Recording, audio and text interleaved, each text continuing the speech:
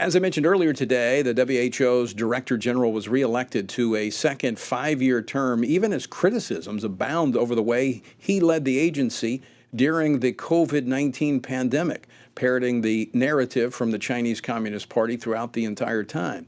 Now, ahead of the WHO's chief's reelection, the House Freedom Caucus here in the U.S. sent a letter yesterday to President Joe Biden urging him to stop empowering WHO. And now joining me now to talk more about this and other matters is Dr. Andy Harris, Congressman from the 1st District of Maryland. Dr. Harris, welcome back to the program. Good to be with you, Tony. Now, you have been an outspoken critic of WHO for quite some time because of the way they handled the pandemic and the way they set on information and basically provided a smokescreen of cover for China. Your reaction to the fact that the Assembly has nominated him and confirmed him for another 5 years? Well, I'm not surprised. The Assembly, it's made up of the UN membership. We know the UN membership is not friendly to freedom and liberty. It hasn't been for years. So I'm not surprised at the action. I am surprised that the United States has gone back in with WHO. President Trump, as you know, was going to withdraw from it, but President Biden jumped right back in. That was one of your requests, is for the Freedom Caucus, making the request that the United States withdraw from WHO or that it addresses the organization's rampant corruption.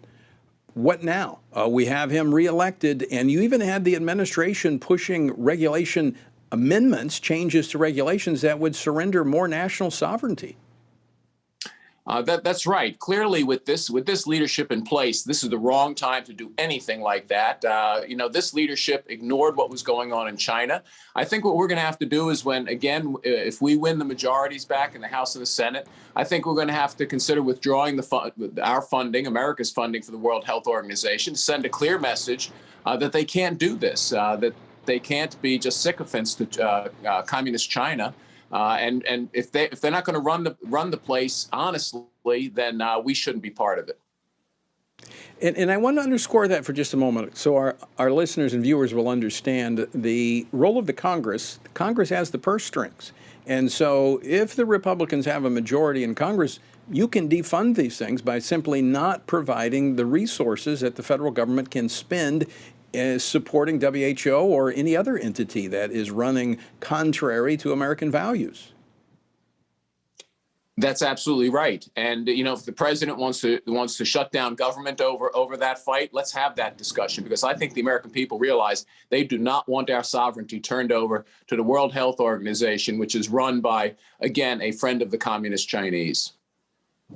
Well, speaking of sovereignty, speaking of funding, speaking of conflict, we have the issue of Title 42, where a federal judge on Friday said that the administration cannot suspend the application or the use of these emergency provisions under Title 42 at the southern border. That's a victory, but how long-lived of a victory will that be? Well, I don't know. It depends on what the appeal from that judge's decision is. But the fact of the matter is the administration wants to have it both ways. They just recently extended the COVID emergency, which was scheduled to expire on July 15th. We're taking no action on May 15th. It automatically extends. So the administration wants to have it both ways. They want to have a COVID emergency for domestic purposes, and then they want to have no COVID emergency at the southern border. Again, this is another area of check and balance. If you have a Republican-controlled Congress, they can provide checks to the administration in terms of what's happening on our border and what is being funded and what is not being funded. Is that correct? That's absolutely right. The fact of the matter is we're funding our border agents to process virtual amnesty. They bring people in. These illegal immigrants request asylum, and then we just release them into the interior. We shouldn't be funding that. We should be funding nothing except turning back illegal immigrants at this point in time.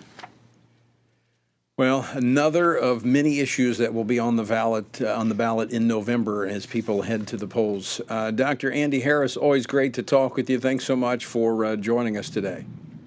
Thank you.